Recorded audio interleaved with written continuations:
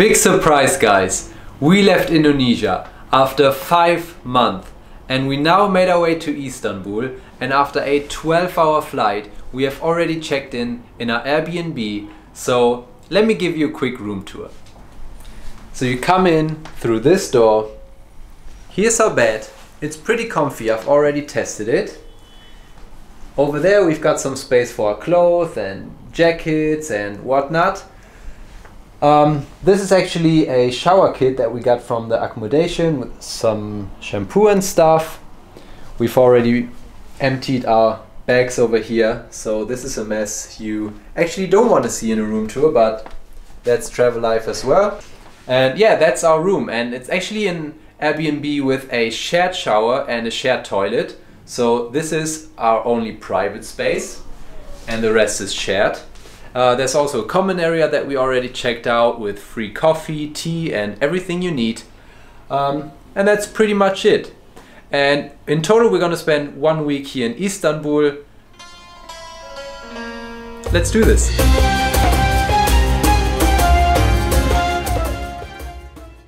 What do you think? Should we go explore the city?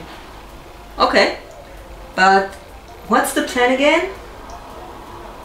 We already talked it through. Can you explain one more time, please? Okay. We're starting off with a visit to one of Istanbul's most famous sites, the Hagia Sophia. We made our way here for sunrise, which was pretty easy because it's 8 AM and we still suffer from jet lag. And look how beautiful Hagia Sophia is, and the place, it's so empty still and the light is beautiful. I love it, I love the view. And I didn't expect it to be this big. It's hard to take a photo of it. And also look at this flow. Did you see it? There's the sea and the sun is rising. We just wanted to enter the Hagia Sophia, but we're not allowed. But as we're not speaking Turkish, we don't understand why. So they translated that they are cleaning it at the moment, but we're not sure. And other people are going into it right now. I guess we're just waiting. So we just found out the reason that we cannot go inside right now is because it's only opening in half an hour. We asked someone outside and they told us it's open 24/7, but it seems like it's not, so we're just gonna wait half an hour more and then we're gonna go inside at 9 AM and be the first ones there. Hopefully. If you want to visit Hagia Sophia, don't forget to dress correctly. So for men you have to wear long pants, also for women of course. And as a woman you need to cover your hair. I just used my sarong for it. And also you need to take off your shoes. And for me it's the very first time ever in my life that I'm entering a mosque. So yeah, for me too. For you too? Yeah. Okay, so let's take off our shoes.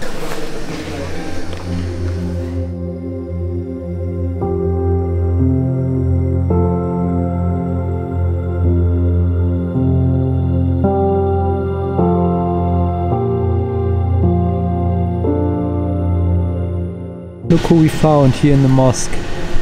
Hello! Built all the way back in 537, the Hagia Sophia actually once was the largest Christian church of the Eastern Roman Empire. Only in 1453, after the fall of Constantinople, it was converted into a mosque. In 1935, on the other hand, under Mustafa Kemal Atatürk, the Hagia Sophia was actually established as a museum. It was only last year in 2020 that Erdogan re-established the Hagia Sophia as a mosque, which it is still today. It's such a strange but also such a nice feeling to be barefoot or only in socks in here without shoes. The carpet is really soft. It's a bit cold because it's already winter time, but it's such a unique feeling. So with all the chandeliers I get such a Christmas vibe in here. I can't wait for December 24th. That was so beautiful inside the Hagia Sophia. I liked it a lot. We were lucky that we were already there at 9:30 it was when it opened, because we were almost the first people inside, so we had this place to ourselves for a bit before all the crowds were coming in. So Hagia Sophia in the morning is really recommended. And where are we going now, Flo? Do you want to go see the Blue Mosque? Yes. It's literally just across the street. It's right over really? there. Let's go check it out. On the way to the Blue Mosque, this happened. It's the third time in my life that I'm being on by a bird. Right behind me is the Blue Mosque, which is actually called Sultan Ahmed Mosque, but it's blue, so we're calling it Blue Mosque. And unfortunately there's some construction going on, so we're not having the best view of the mosque, but let's see. Shall we go inside? Yeah, let's find out if we go in. Unfortunately the construction is also inside and not only outside, so we're not seeing a lot here. Yeah, now I know why it's not recommended to go right now. Yeah, I mean you can look just in the middle, you see the ceiling and it's very nice and blue, but the rest is completely construction site. Too bad.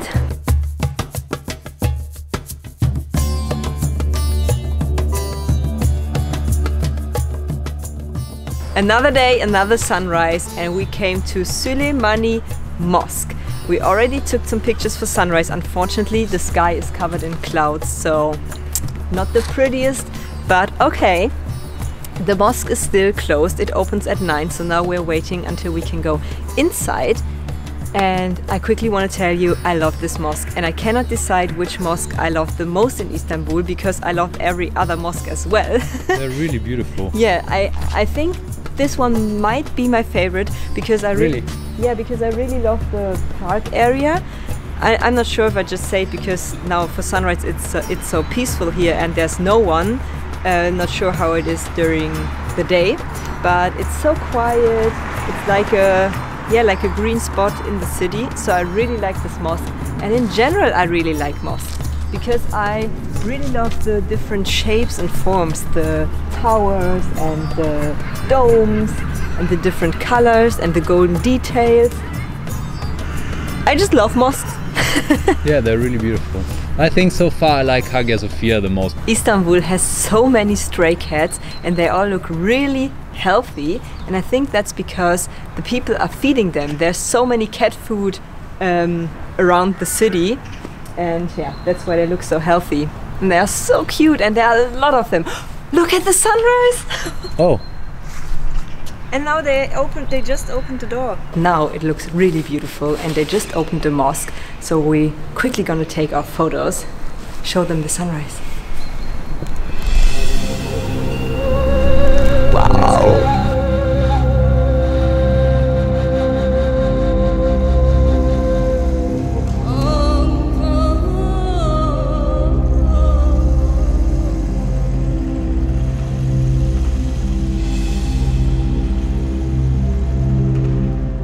I gotta admit, guys, I changed my mind. Süleymaniye Mosque is definitely more beautiful than Hagia Sophia, at least in my opinion.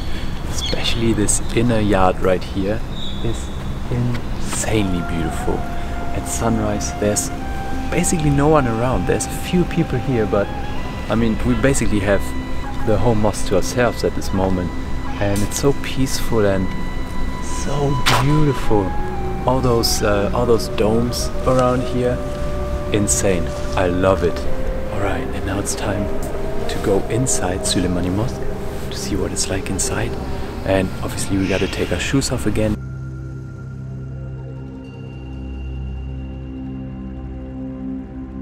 So inside the Hagia Sophia we were able to walk around the whole mosque, but inside here, in Süleymaniye Mosque, visitors are requested to stay behind this line, behind this fence. So obviously we're gonna obey the rules.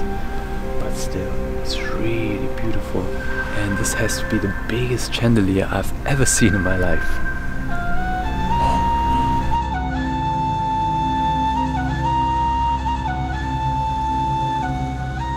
Getting around in Istanbul is very easy. If you're living in Fatih, then you can easily go around by foot. If you want to explore more, you can take the tram, which is just behind me, or you can take the metro. And right now, we're going to a palace called Dolmabahce. Dolmabahce. Yeah, it's a palace and also a museum, but I think we're not going into the museum, but it looks very nice from the outside, so I want to take a picture. We gotta correct ourselves. What we actually wanted to visit and what we already saw from the tram station was not Dolmabahce Palace, but Dolmabahce Mosque, which is right behind me right now. and we initially planned on going inside, but we didn't take into consideration that it's Friday and they are doing the Friday prayers. So we just decided to come up here, take some photos and videos of this mosque before heading out for lunch. Wait. What are we going to eat anyways? Don't worry about the food. There is so much that you can try here in Istanbul. From baklava to börek to lahmacun, pide and so much more. But we're gonna cover that in our Istanbul food vlog coming up next week, so stay tuned for that. But here's a little sneak peek. This is so good. And now back to the vlog. Just one more thing. What else is there to see and to do in Istanbul? There's so much more to see. For example, the Grand Bazaar, also known as Kapalı Çarşı. Let's go.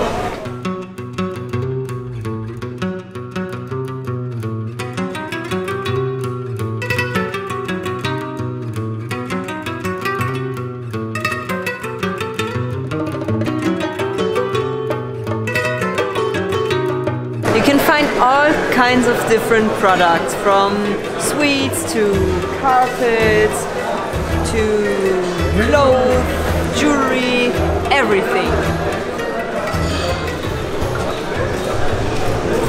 Are you looking to buy something? Or you just want to walk around?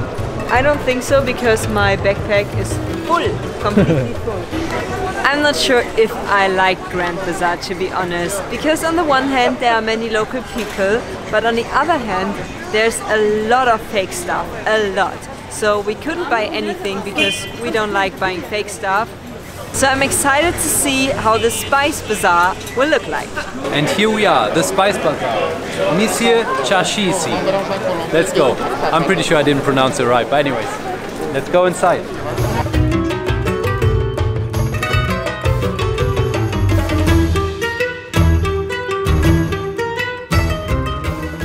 What you will find most at Spice Bazaar is obviously spices, hence the name.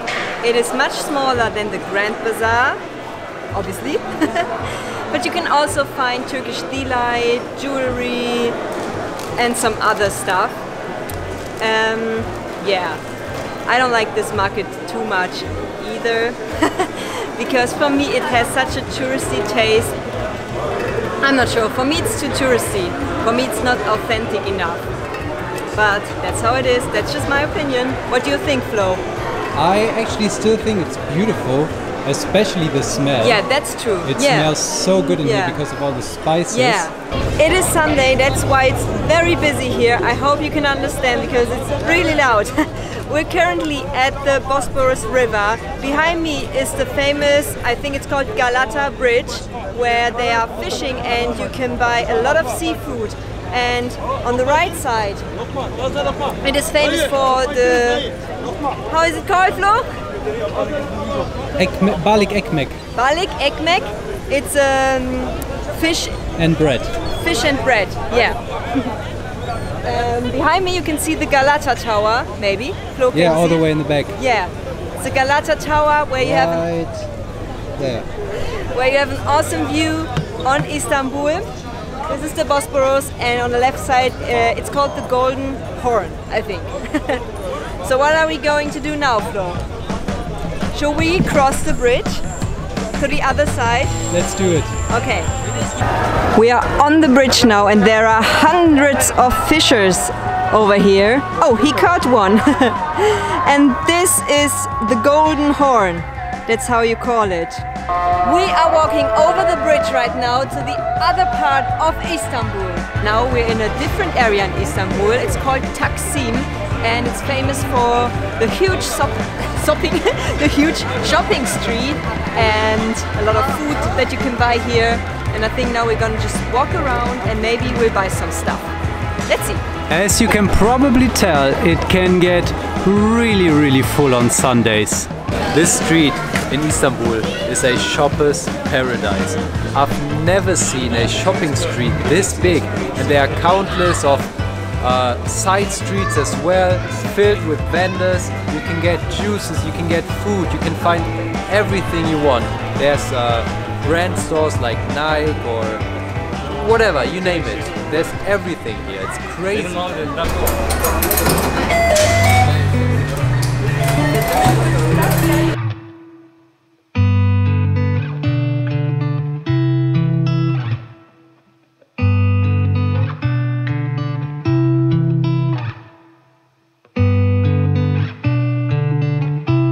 Another day in beautiful Istanbul. I know we have just come back from Asia to Europe after spending 5 months in Indonesia, but today is the day that we're going back to Asia. And to be specific, we're going to the Asian side of Istanbul, because in case you didn't know, Istanbul is split in the middle by the Bosporus River, and it has an European side that we spent all of our time so far on and an Asian side, which is where we're going right now. And we're taking this ferry, which is a public transportation, and it just cost us a couple of lira each. And now it's about a 25-minute boat ride. Yeah, excited to see what the Asian part of Istanbul has to offer. I quickly want to mention that we both love Istanbul. We really do. For us, it's one of the most beautiful cities we've ever been to. The people, the food, the city itself. I don't know, I just love it here. I could spend another week. I could even spend a month. I really like it.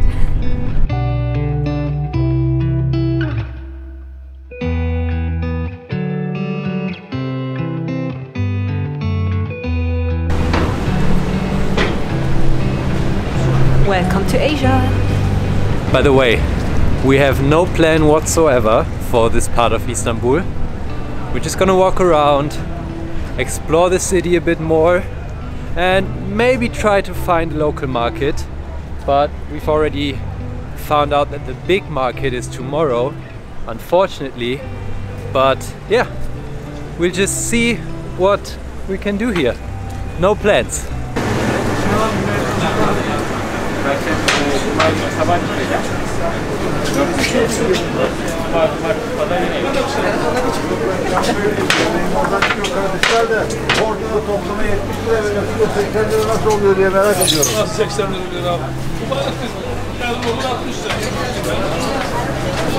What I can say so far, the Asian side looks more, how do you say it, Flo? Rustical. Rural? Yeah, I'm not sure. I don't know. And you can get a lot of... More authentic. Yeah, maybe. You can get a lot of fresh produce and fish. So much fish, Yeah. It looks a bit more like Asia. Really.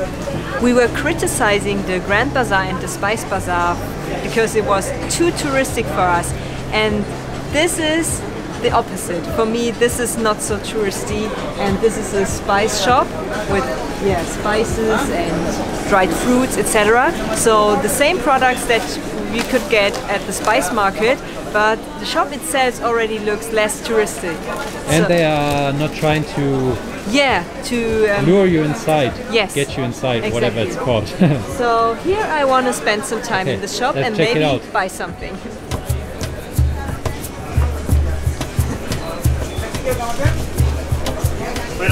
Hello. Hello. It smells really good. Merhaba. Merhaba. Oh my god, it smells so good in here. So nice.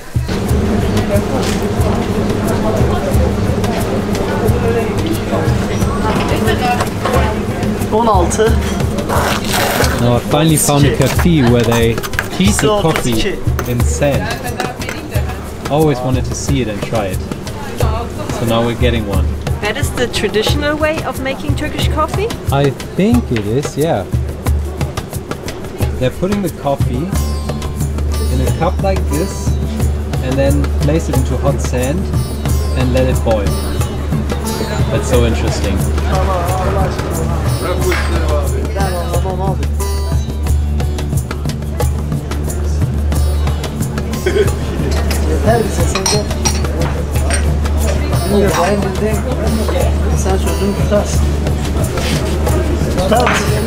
Really hot, I burned my tongue. Is it It's good? really delicious. That is really good. I bought some tea, actually a lot of tea. My backpack is full, completely full. And now we're taking the boat back to the European side. And all of that in just 1 week? Is that even possible? What do you mean? We already did it.